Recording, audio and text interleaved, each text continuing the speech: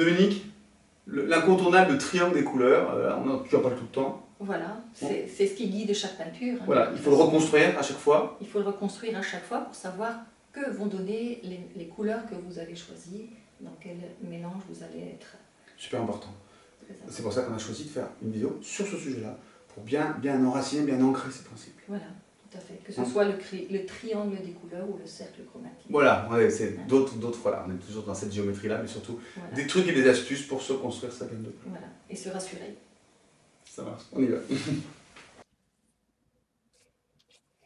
Voilà, donc nous allons parler un petit peu du triangle des couleurs. Comment obtenir un noir trichrome neutre. Je vais prendre donc en proportion égale, normalement proportion égale, mais on va essayer, le jaune Winsor,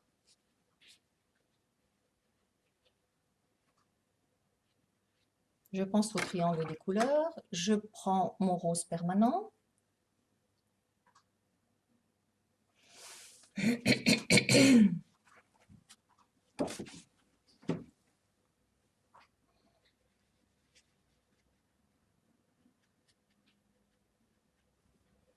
voilà, qui va me donner des orangés, et je vais placer mon bleu Winsor vert,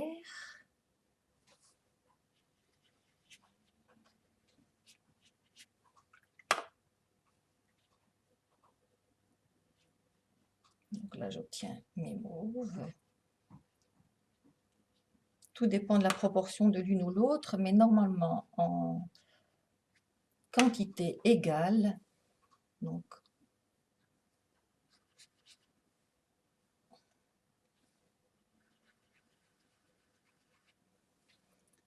pas très facile d'avoir la bonne quantité. Qu'est-ce que je vais obtenir? Voilà, une teinte neutre, un gris presque noir. Donc les gris colorés sont très importants pour mettre en exergue les tons saturés. Il ne faut pas bouder les gris colorés. Donc voilà un gris coloré neutre. Maintenant, si je le mets si je fais la même trichromie mais en proportions différentes, je vais refaire la même chose. Mon bleu Winsor vert et un tout petit peu de rouge. Voilà.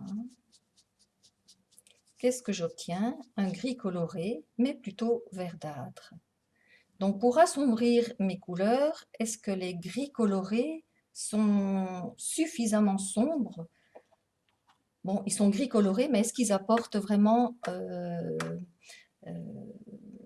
une subtilité de ton sombre suffisante?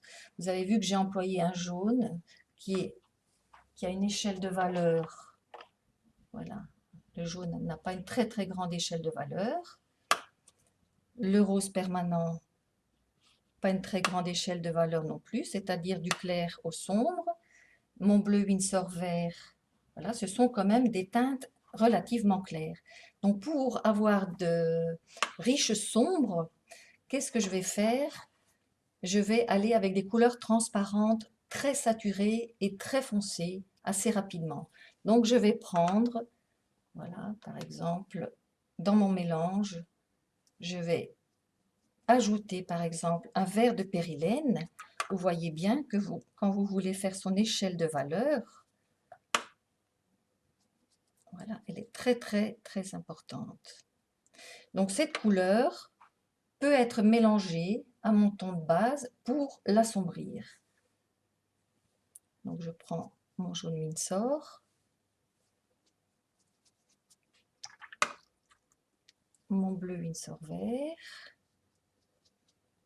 une petite pointe de rouge, donc j'obtiens un gris coloré. Je vais ajouter à ça mon vert de périlène par exemple, qui va me permettre d'assombrir mes couleurs tout en ayant une tonalité bien cohérente. Voilà. On n'assombrit pas forcément un tableau en employant la couleur complémentaire, mais plutôt en allant donc avec une couleur chaude ou froide d'une gamme très saturée et très foncée. Ce sera l'application que je vais vous faire dans quelques instants. Donc, pour assombrir ces couleurs avec subtilité, sans faire un gris neutre, il faut penser à assombrir en gamme chaude avec par exemple un violet dioxazine. En gamme froide, vous pouvez choisir un vert de périlène par exemple, à ajouter à votre couleur de base, à vos couleurs de base. Il faut donc que les couleurs de votre mélange aient la même température, une couleur froide avec une gamme froide et vice-versa. Mais pour obtenir un gris neutre, vous mélangez des couleurs à température opposée et ce sera très joli aussi, à vous de choisir. C'est l'expérience qui vous fera progresser. Donc en fait, ça peut être un triangle, ça peut être un cercle, ça peut être ce qu'on veut. L'important, c'est de pouvoir poser, choisir ces couleurs. En tout état de cause. Oui. Oui, hein, voilà. C'est quoi en tout état de cause? Ah ben, vous allez employer un jaune, un rouge, un bleu, mais ça ne veut rien dire. Ah oui, quel d'accord. jaune, quel rouge, quel Oui, bleu. d'accord. Oui, c'est ça. Voilà. Ah ouais, tout à fait. Apprendre à les nommer toujours. Ça marche. Et les essayer surtout. Oui, chef. Voilà, il n'y a plus qu'à faire, il y a s'amuser. Voilà, toujours. Hein.